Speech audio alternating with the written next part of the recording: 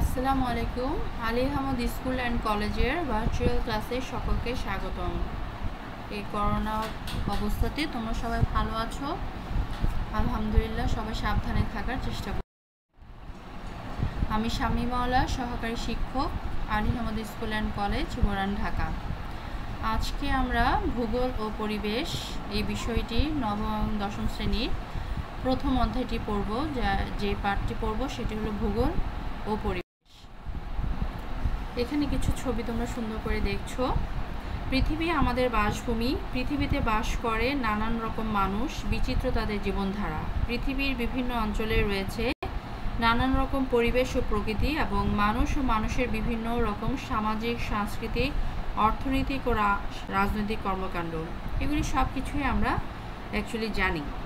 ভূগোল একদিকে প্রকৃতির বিজ্ঞান, অন্যদিকে পরিবেশ ও সমাজের বিজ্ঞান, যা এই ছবিগুলিতে তোমরা সুন্দর করে বুঝতে পারছো যে প্রকৃতি নিয়ে কিন্তু আমাদের মূল বিষয়। আজকের পাঠের শিরোনাম হলো ভূগোল ও পরিবেশ। আর এই পরিবেশ ও ভূগোল পড়ে আমরা যে বিষয়গুলি খুব ভালো করে বলতে পারবো, ভূগোল ও পরিবেশের ধারণা ব্যাখ্যা করতে পারবে, ভূগোলের পরিধি বর্ণনা করতে পারবে, ভূগোল ও পরিবেশ পাঠের গুরুত্বটি ব্যাখ্যা করতে পারবে, আর ভূগোল ও পরিবেশের উপাদানসমূহের মধ্যে যে আন্তঃসম্পর্কটা তৈরি হয় সেটাও কিন্তু সুন্দর করে বিশ্লেষণ করতে পারবে। এখন আমরা চলে আসি ভূগোলের ধারণা। ভূগোল ও পরিবেশের পড়াটা পড়তে গেলে আমাদের ভূগোল সম্পর্কে খুব ভালো একটি ধারণা থাকতে হবে। আমরা পৃথিবীতে বাস করি, পৃথিবী আমাদের আবাসভূমি। মানুষের আবাসভূমি হিসেবে পৃথিবীর বর্ণনায় কিন্তু ভূগোল। আমরা যে এখানে বসবাস করি তার সম্পূর্ণটার আলোচ্য বিষয় হলো ভূগোল। ইংরেজি জিওগ্রাফি শব্দটি থেকে এই ভূগোল শব্দটি এসেছে। প্রাচীন গ্রিসের ভূগোলবিদ ইরাটোস্থেনিস প্রথম জিওগ্রাফি শব্দটি ব্যবহার করেন, যার জিওগ্রাফি শব্দ দুটি মিলে হয়েছে জিওগ্রাফি। এর মধ্যে জিও শব্দের অর্থ হচ্ছে ভূ বা পৃথিবী, আর গ্রাফি শব্দের অর্থ হচ্ছে বর্ণনা। সুতরাং জিওগ্রাফি শব্দটির অর্থ পৃথিবী, বর্ণনা। পৃথিবী আবার মানুষের আবাসভূমিও। এখানে বিভিন্ন বিজ্ঞানী তার বিভিন্ন সংজ্ঞা প্রদান করেছেন এই ভূগোল নিয়ে। প্রথমেই আছে অধ্যাপক ম্যাকনির মতে, ভৌত ও সামাজিক পরিবেশে মানুষের কর্মকাণ্ড ও জীবনধারা নিয়ে যে বিষয় আলোচনা করে তাই ভূগোল। তার মতে ভৌত সামাজিক পরিবেশে মানুষের কর্মকাণ্ড ও জীবনধারা নিয়ে যে বিষয় আলোচনা করা হলো তাই ভূগোল। উনি সুন্দর করে ভূগোলকে সংজ্ঞায়িত করে গিয়েছেন। এরপরে আসেন অধ্যাপক ডার্ডে স্ট্যাম। তিনি বলেছেন পৃথিবী ও এর আদিবাসীদের বর্ণনা হলো ভূগোল। পৃথিবীর সম্পূর্ণ বিষয় এবং পৃথিবীর মধ্যে যে অধিবাসীরা ছিল তাদের সব ধরনের বিষয়ে আলোচনার বিষয় হলো এই ভূগোল। এরপরে আসেন কার্ল রিটার। তিনি বলেছেন ভূগোল হলো পৃথিবীর বিজ্ঞান। ভূগোল একদিকে পৃথিবীর বিজ্ঞান, আবার অন্যদিকেও কিন্তু পরিবেশ ও সমাজের বিজ্ঞান। প্রকৃতি ও পরিবেশ ও সমাজ সম্পর্কে বিশেষ জ্ঞানই হলো ভূগোলের আলোচ্য বিষয়। এরপরে এসেছেন আলেকজান্ডার ফন হাম্বোল্ট। তিনি কি বলেছেন আমরা দেখি। ভূগোল হলো প্রকৃতির সঙ্গে সম্পর্কিত বিজ্ঞান। প্রকৃতিতে যা কিছু আছে তার বর্ণনা ও আলোচনা এর অন্তর্ভুক্ত। মানুষ পৃথিবীতে বাস করে এবং এই পৃথিবীতেই তার জীবনযাত্রা নির্বাহ করে। পৃথিবীর প্রাকৃতিক পরিবেশে তার জীবনযাত্রাকে প্রভাবিত করে। পৃথিবীর জলবায়ু, ভূপ্রকৃতি, উদ্ভিদ, প্রাণী, নদ নদী, সাগর, খনিজ সম্পদ তার জীবনযাত্রাকে বিভিন্নভাবে প্রভাবিত করে। তার ক্রিয়াকলাপ তার পরিবেশে ঘটায় নানান রকম পরিবর্তন। বিভিন্ন বিষয় আছে যা পরিবেশকে বিভিন্নভাবে পরিবর্তিত করছে। বনভূমি কেটে তৈরি হয় গ্রাম বা শহরের মতো লোকালয়, খাল বিল পুকুর ভরাট হয়। মানুষ ও পরিবেশের মধ্যে মিথস্ক্রিয়ার একটি সম্বন্ধ আছে। পৃথিবীর পরিবেশের সীমার মধ্যে থেকে মানুষের বেঁচে থাকার যে সংগ্রাম চলছে সেই সম্পর্কে যুক্তিপূর্ণ আলোচনাই হলো আজকের এই।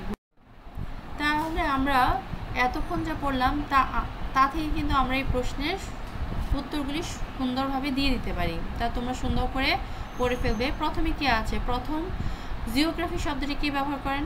অবশ্যই তোমরা জানো। জিওগ্রাফি শব্দটির অর্থ কি, সেটা কোথা থেকে এসেছে, এবং তার আলাদা আলাদা জিও এবং গ্রাফি দুটি শব্দের আলাদা অর্থ কিন্তু এখানে আছে। এরপরে আছে কি অথবা কার্ল রিটার ভূগোল সম্পর্কে কি বলেছেন, ওনার সুন্দর করে ওনার সংজ্ঞাটিও তোমরা বলতে পারবে, অতি ছোট, এজন্য তোমাদের সংজ্ঞাটি মুখস্থ করতেও কোনো সমস্যা হবে না। এরপরে আমরা চলে আসি ভূগোলের শাখা। এটাও খুবই গুরুত্বপূর্ণ একটি বিষয়। ভূগোলের শাখা কয়টি? দুটি, প্রাকৃতিক ভূগোল, মানব ভূগোল। প্রাকৃতিক ভূগোলের মধ্যে কি আছে? ভূগোলের যে শাখায় ভৌত পরিবেশ ও এর মধ্যে কার্যরত বিভিন্ন প্রক্রিয়া অন্তর্ভুক্ত থাকে তাকে প্রাকৃতিক ভূগোল বলে। পৃথিবীর ভূমিরূপ, এর গঠন প্রক্রিয়া, বায়ুমণ্ডল, বায়ুমণ্ডল, জলবায়ু ইত্যাদি প্রাকৃতিক ভূগোলের আলোচ্য বিষয়। আর মানব ভূগোল কি? পৃথিবীর বিভিন্ন অঞ্চলে বিভিন্ন পরিবেশে মানুষ কীভাবে বসবাস করছে, কীভাবে জীবনযাত্রা নির্বাহ করছে, কেন এইভাবে জীবনযাত্রা নির্বাহ করছে তার কার্যকর অনুসন্ধান মানব ভূগোলের আলোচ্য বিষয়। তাহলে আমরা বুঝতে পারলাম যে পৃথিবীর মধ্যে প্রাকৃতিক ভূগোল এবং মানব ভূগোল দুটি ভূগোলের মধ্যে যে বিষয়গুলো আছে, যেগুলো নিয়ে আলোচনা করা হয়, তার সম্পূর্ণটা নিয়েই কিন্তু আমাদের পুরো ভূগোল। এবার এখানে অনেকগুলি ছবি তোমরা দেখছো, বলতে তো নিশ্চয়ই পারছো যে এখানে কোন জাতীয় ছবিগুলি দেখানো হচ্ছে, যেমন পাহাড়, ঝর্ণা, তারপরে আছে তোমার গাছপালা, এরপর আছে পাহাড়। হ্যাঁ, অবশ্যই এগুলি প্রাকৃতিক ভূগোলের আলোচ্য বিষয়, তাই না? কারণ এগুলি সম্পূর্ণ কিন্তু প্রকৃতিগতভাবে সৃষ্টি। এরপর চলে আসি আমরা প্রাকৃতিক ভূগোলের যে বিষয়গুলি আলোচনা হয় সেই বিষয়গুলো নিয়ে। যেমন প্রথমেই যদি আমরা কথা বলি জীবভূগোল। জীবভূগোল হলো পৃথিবী পৃষ্ঠের প্রাণীজগৎ এবং উদ্ভিদের বন্টন নিয়ে জীবভূগোল আলোচনা হয়।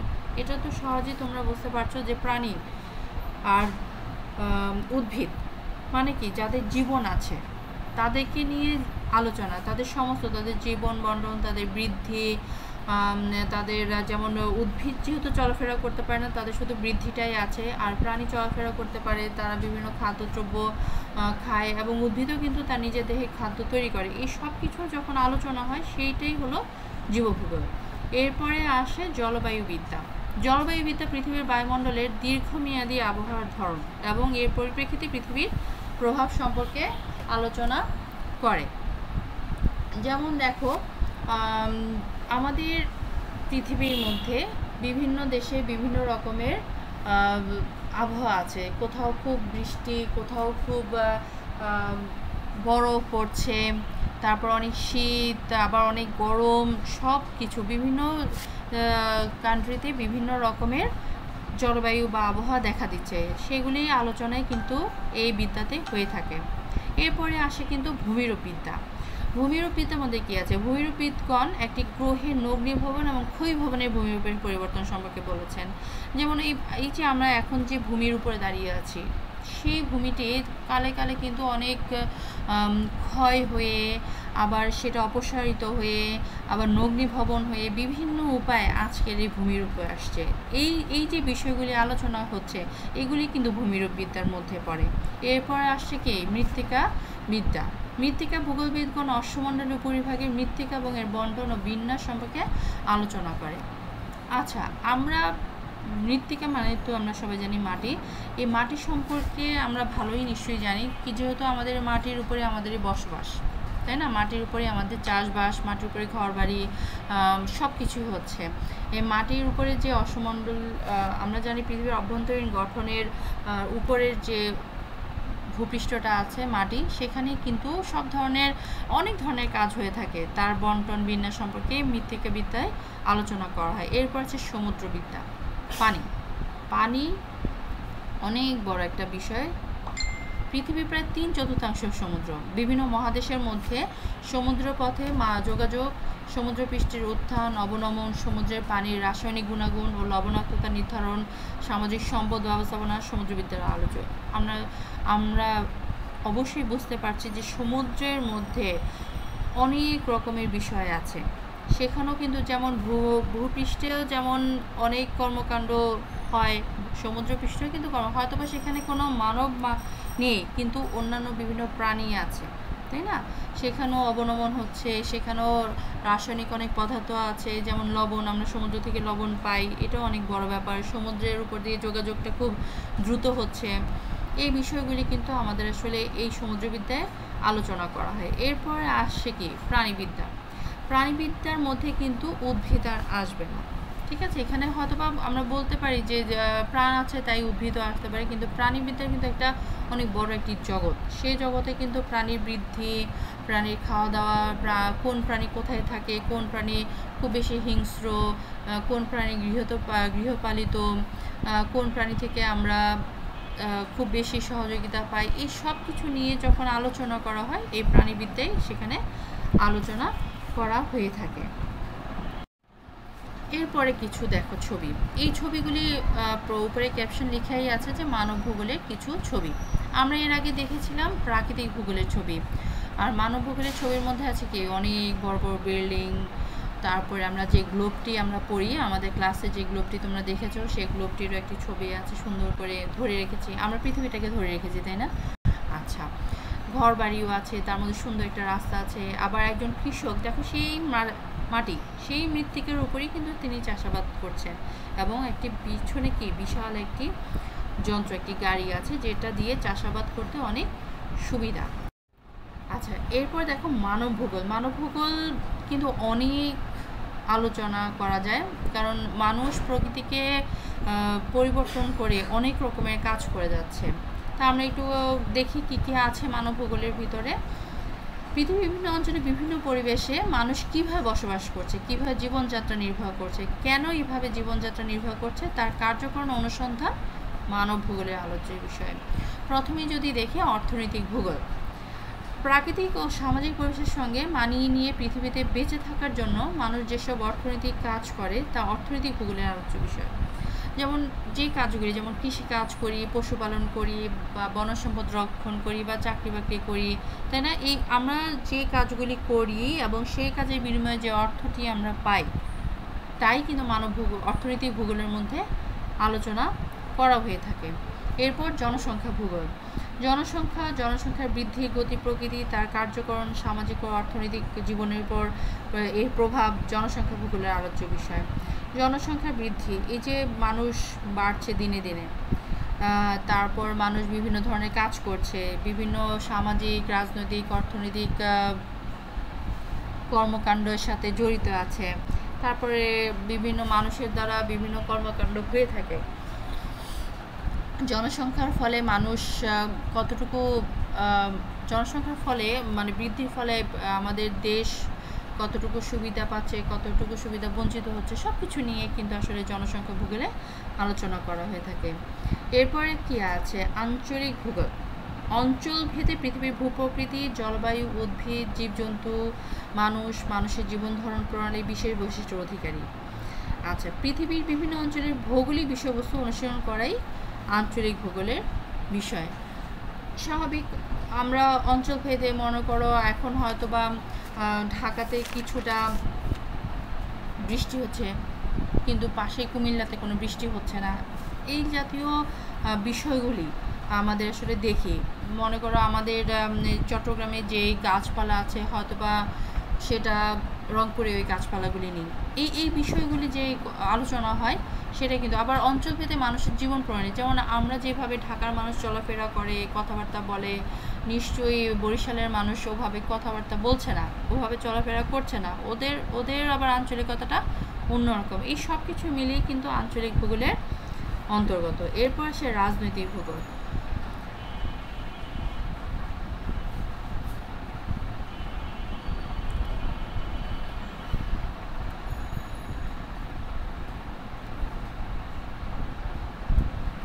আচ্ছা, এরপরে আমরা যেটা বলবো, রাজনৈতিক ভূগোল আমরা পড়ে ফেলেছি, যে সামাজিক ভূগোলের মধ্যে আসি। সামাজিক ভূগোলের মধ্যে হলো যে সমাজে বসবাস করছে মানুষ, সেই সমাজে চলাফেরা, সেই সামাজিকতা রক্ষা, একজন আরেকজনের সাথে কীভাবে চলাফেরা করছে, কীভাবে কথাবার্তা বলছে, কীভাবে একে অপরের সাহায্য সহযোগিতা করছে, সেটাই এই সামাজিক ভূগোলের আলোচ্য বিষয়। এরপর আসে দুর্যোগ ব্যবস্থাপনা। আচ্ছা, দুর্যোগে ক্ষয়ক্ষতির পরিমাণ হ্রাস, দুর্যোগ থেকে পরিবেশ সমুদ্রকে রক্ষার কৌশল, দুর্যোগ ব্যবস্থাপনার বিষয়। দুর্যোগের ক্ষয়ক্ষতির পরিমাণ, এটা আসলে বলা মানে না বললেও তোমরা বুঝবে, কারণ বাংলাদেশ অনেক দুর্যোগ প্রবণ একটি দেশ। এই দেশের মধ্যে আমরা প্রায় প্রতিনিয়তই দেখছি অনেক দুর্যোগ হচ্ছে। এই কিছুদিন আগে একটি ঘূর্ণিঝড় হলো, তাই না? এই ঘূর্ণিঝড়ের মধ্যে অনেক মানুষ ক্ষতিগ্রস্ত। আগে যেমন ঘূর্ণিঝড়ে মানুষ মারা যেত, হয়তোবা সেটা দিনে দিনে সরকার বিভিন্ন পদক্ষেপ গ্রহণ করেছে, যার ফলে আগে পূর্বাভাস পাওয়া যাচ্ছে, তার ফলে মানুষ সেই দুর্যোগপ্রবণ এলাকা থেকে সরে যাচ্ছে, তারা নিজেদেরকে সুরক্ষা দিচ্ছে। তারপর মনে করো দুর্যোগ পরবর্তীকালীন সময়ে সরকার থেকে সাহায্য নিয়ে মানুষ সেখানে আবার ঘর বসতি করছে, খাওয়া দাওয়া করছে, চলাফেরা করছে। এই সব কিছুই আলোচনা কিন্তু দুর্যোগ ব্যবস্থাপনার মধ্যেই পড়ে। এরপরে সংখ্যাতাত্ত্বিক ভূগোল। ভূগোলের এই শাখায় সংখ্যাতাত্ত্বিক কৌশল এবং মডেল ব্যবহার করে প্রমাণার্থ পরীক্ষা করা হয়। এছাড়া সংখ্যাতাত্ত্বিক পদ্ধতি ভূগোলের অন্যান্য শাখায় ব্যবহার করা হয়। কিছু কিছু ভূগোলবিদ শুধু সংখ্যাতাত্ত্বিক পদ্ধতিতে বিশেষজ্ঞ হন।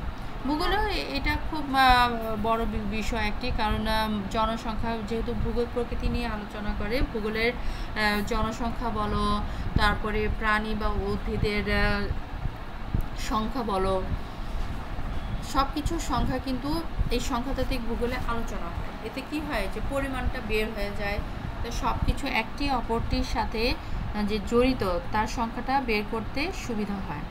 এরপর আসে পরিবহন ভূগোল। পরিবহন ভূগোলবিদরা সরকারি বেসরকারি যাতায়াত ব্যবস্থা এবং মানুষ ও পণ্যের এক স্থান থেকে অন্য স্থানে স্থানান্তর সম্পর্কে আলোচনা করে। স্বাভাবিক, মনে করো সরকারি মানুষরা চাকরি ক্ষেত্রেও কিন্তু অনেক সময় একটি মানুষ এক অঞ্চল থেকে আরেক অঞ্চলে চলে যায়।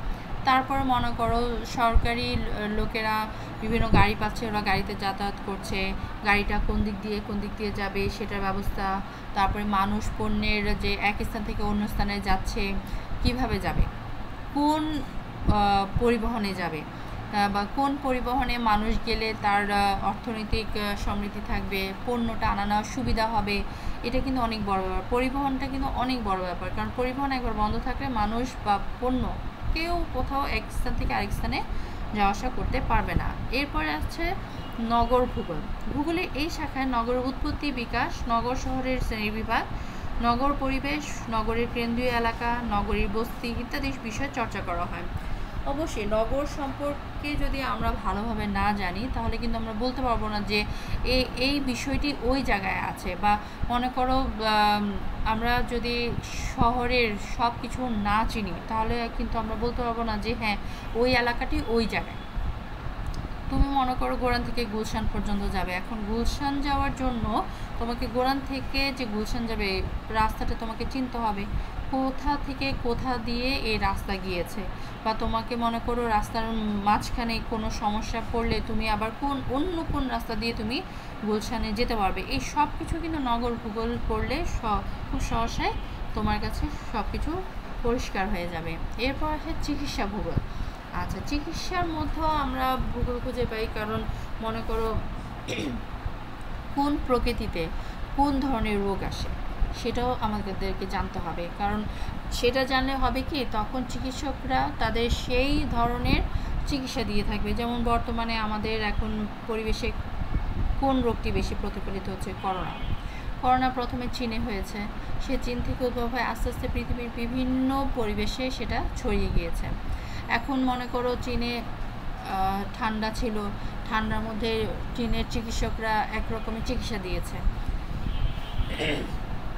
সেই চিকিৎসা নিয়ে মানুষ ভালো হয়েছে, আবার অনেক মানুষ মরে গিয়েছে, আবার সেটা আবার গরম দেশেও এসেছে, সেখানেও আবার চিকিৎসকরা আবার কোন ধরনের চিকিৎসা দিচ্ছে, এইভাবে মিলিয়ে কিন্তু এই সব কিছুই কিন্তু চিকিৎসা ভূগোলে আলোচ্য বিষয়। এরপর আসে ভৌগোলিক তথ্য ব্যবস্থা। ভৌগোলিক তথ্য, অবশ্যই ভৌগোলিক তথ্য মানে কোন জেলায় কোন বিষয়টি আছে। মনে করো ঢাকাতে তোমার রাস্তাঘাট কীভাবে কোন দিক দিয়ে যেতে হয়, তারপর বিভিন্ন পুলিশ থানা সেগুলি কোথায় কোথায় আছে, তারপর মনে করো ঢাকাতে কোনো খালবিল আছে কিনা সেটাও তোমার কিন্তু জানা উচিত, কারণ তোমাকে কেউ কোনো কিছু যদি জিজ্ঞেস করে যে হ্যাঁ ও ঢাকার এই বিষয়টি কোথায় আছে, এখন তুমি যদি ভৌগোলিক তথ্য না জানো, ব্যবস্থাপনাটা না জানো, তাহলে নিশ্চয়ই বলতে পারবে না। তাই মানব ভূগোল আসলে অনেক কিছু আলোচনা করে থাকে, সেই আলোচনাগুলি আমাদেরকে ভালো করে জানতে হবে। ভূগোলকে যত ভাগই বিভক্ত করা হোক না কেন, সকল ভূগোলের সঙ্গে পরিবেশ অঙ্গাঙ্গিভাবে জড়িত। বর্তমানে আসলে এই পরিবেশ যদি আমরা না জানি তাহলে ভূগোল সম্পর্কে আমরা জানবো না। প্রাকৃতিক ও সামাজিক উভয় পরিবেশই ভূগোল বিজ্ঞানে সমান গুরুত্ব বহন করে। এরপর দেখো ছবিগুলি। উপরে দুটি ছবি সম্পূর্ণই প্রাকৃতিক এবং নিচের দুটি ছবি প্রকৃতির উপরই মানব ভূগোল তার বিভিন্ন কর্মকাণ্ড পরিচালনা করছে। এরপরে পরিবেশের ধারণা, যেটি আমরা প্রথমেই বলে এসেছি যে পরিবেশ ও ভূগোল দুটি কিন্তু অঙ্গাঙ্গিভাবে জড়িত। আচ্ছা, পরিবেশ কি? প্রকৃতির সকল দান মিলেমিশে তৈরি হয় পরিবেশ। নদী, নালা, সাগর, মহাসাগর, পাহাড়, পর্বত, বন, জঙ্গল, ঘরবাড়ি, রাস্তাঘাট, উদ্ভিদ, প্রাণী, পানি, মাটি ও বায়ু নিয়েই গড়ে ওঠে পরিবেশ। দেখেছো, পরিবেশের থেকে কিন্তু কোনোটি বাদ চলে যায়নি, সম্পূর্ণ আছে। কোনো জীবের চারপাশের সকল জীব ও জড় উপাদানের সর্বসমেত প্রভাব ও সংঘটিত ঘটনা হলো ওই জীবের পরিবেশ। তাই পরিবেশ কিন্তু অনেক গুরুত্বপূর্ণ বিষয়। পরিবেশ বিজ্ঞানী আর্মসের মতে উনি কি বলেছেন আমরা একটু দেখি। জীব সম্প্রদায়ের পারিপার্শ্বিক, জৈব ও প্রাকৃতিক অবস্থাকে পরিবেশ বলে, তাই না? হ্যাঁ, জীব সম্প্রদায় যেমন আমরা, আমাদের সব কিছুই কিন্তু পরিবেশের মধ্যে আছে। এরপরে কি সিসি পার্ক কি বলেছেন? উনি বলেছেন পরিবেশ বলতে স্থান ও কালের কোনো নির্দিষ্ট বিন্দুতে মানুষকে ঘিরে থাকা সকল অবস্থার যোগফল বোঝায়। স্থান ও কালের পরিবর্তনের সঙ্গে পরিবেশও পরিবর্তিত হয়। যেমন শুরুতে মাটি, পানি, বায়ু, উদ্ভিদ, প্রাণী নিয়ে ছিল মানুষের পরিবেশ। পরবর্তীতে এর সঙ্গে যোগ হয়েছে মানুষের সামাজিক, অর্থনৈতিক, সাংস্কৃতিক ও রাজনৈতিক কার্যাবলী। ফলে সৃষ্টি হয়েছে এক নতুন ধরনের পরিবেশ। স্বাভাবিক, ভূগোলের সব কিছুই ছিল কি নর্মাল, স্বাভাবিক। সেটি মানব যখন হাত দিয়েছে সেটা কিন্তু আস্তে আস্তে অন্যরকম পর্যায়ে পরিবর্তিত হয়ে গিয়েছে। যাদের জীবন আছে তাদেরকে আমরা জীব বলি। যারা খাবার খায়, যাদের বৃদ্ধি আছে, জন্ম আছে, মৃত্যু আছে, তাদেরকে আমরা জীব বলি। গাছপালা, কীটপতঙ্গ, মানুষ, এরা কিন্তু সবাই জীব উপাদান। জীবদের নিয়ে কিন্তু আসলে পরিবেশ গড়ে ওঠে, জীব পরিবেশ। আর মাটি, পানি, বায়ু, পাহাড়, পর্বত, নদী, উষ্ণতা, আর্দ্রতা ইত্যাদি হলো জড় পরিবেশ। এই জড় উপাদান নিয়েই কিন্তু গড়া পরিবেশ হলো জড় পরিবেশ। এরপরে আমরা চলে যাচ্ছি ভূগোল ও পরিবেশ পাঠের গুরুত্ব। এই যে এতক্ষণ আমরা বিভিন্ন বিজ্ঞানীদের সংজ্ঞা পড়লাম, আমরা ভূগোলের বিভিন্ন শাখা পড়লাম, পরিবেশের উপাদানগুলি পড়লাম, সবই জানলাম, কিন্তু এগুলি পড়ব, এগুলির একটু গুরুত্ব নিশ্চয়ই আছে, তাই না? সেই গুরুত্বগুলি কি আসলে আমরা একটু দেখি। পাহাড়, পর্বত, নদী, নালা, সাগর, মালভূমি, সমভূমি, মরুভূমি, এদের গঠনের কারণ ও বৈশিষ্ট্য। পৃথিবীর জন্মলগ্ন থেকে কীভাবে জীবজগতের উদ্ভব হয়েছে সেই বিষয়ে বিজ্ঞানসম্মত ধারণা অর্জন। স্বাভাবিক, পৃথিবী আমরা আজকে এই পর্যায়ে কীভাবে আসলাম, কোথা থেকে আসলাম, এই সব কিছু কিন্তু জানতে হবে। পৃথিবীর বিভিন্ন পরিবেশের উদ্ভিদ ও প্রাণী এবং এদের আচার আচরণ, খাদ্যাভ্যাস ও জীবনধারার বৈচিত্র্য, তাই না? কারণ এগুলি সব কিছুই কিন্তু জানলে আমাদের এই ভূগোল ও পরিবেশ সম্পর্কে আমাদের অনেক ধারণা পরিবর্তন হয়ে যাবে। প্রাকৃতিক দুর্যোগ সৃষ্টির কারণ, কোথা থেকে সৃষ্টি হচ্ছে, কিভাবে সৃষ্টি হচ্ছে, ক্ষয়ক্ষতি, এর কারণে কোথায় কোথায় কী ক্ষতি হচ্ছে, ও নিয়ন্ত্রণ, ভূপ্রকৃতির অবস্থান, জলবায়ুর ধরন ও যোগাযোগ ব্যবস্থার গুরুত্ব অনুযায়ী ভূমি ব্যবস্থাপনা। পৃথিবীর উষ্ণতা বৃদ্ধি, গ্রিনহাউস প্রতিক্রিয়ার প্রভাব, এটি কিন্তু অনেক আমরা পড়েছি, তাই না? কারণ উষ্ণতা কিন্তু ধীরে ধীরে বৃদ্ধি পাচ্ছে। এই যে গরমের সিজনটা আমাদের অনেক বেশি, গ্রিনহাউস ইফেক্ট হচ্ছে, যেটা আমি তোমাদেরকে ক্লাসে সবসময় কিন্তু বলছি যে বায়ুমণ্ডলে কিন্তু আস্তে আস্তে ধীরে ধীরে ফুটা হতে থাকতেছে, যেটার প্রভাবে আমাদের গরম বৃদ্ধি পাচ্ছে, শীতের প্রভাবটা কমে যাচ্ছে। এর পাশে প্রাকৃতিক সম্পদকে কাজে লাগিয়ে মানুষের অর্থনৈতিক সমৃদ্ধি অর্জন। অবশ্যই প্রাকৃতিক সম্পদকে কাজে লাগাচ্ছে, অনেকভাবে লাগাচ্ছে। যেমন বর্তমানে খুব বেশি দেখা যাচ্ছে যে মাটিকে কি করছে, আগে আমরা উদাহরণ দিতাম যে হ্যাঁ গাছপালা, গাছকে কাজে লাগিয়ে মানুষ ফার্নিচার তৈরি করছে, তাই না? কিন্তু এর সাথে সাথে এখনও কিন্তু বলা যাচ্ছে যে মাটিকে কাজে লাগাচ্ছে মানুষ, মাটিকে বিভিন্ন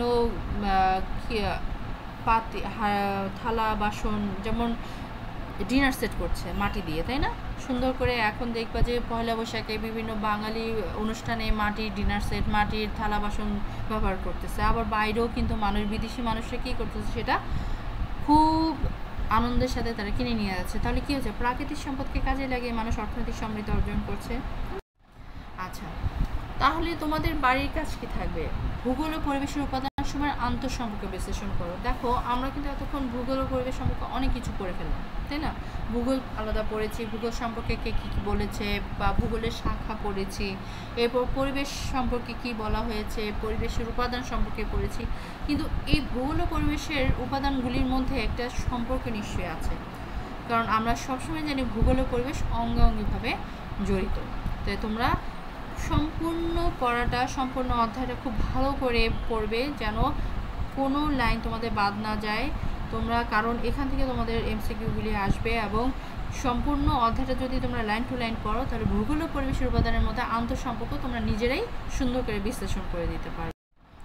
ধন্যবাদ সবাইকে। সবাই সুস্থ থাকবে, ভালো থাকবে, ঘরে থাকবে এবং পড়াশোনাটা সুন্দর করে চালিয়ে যাবে। সবাইকে তাহলে আল্লাহ হাফেজ।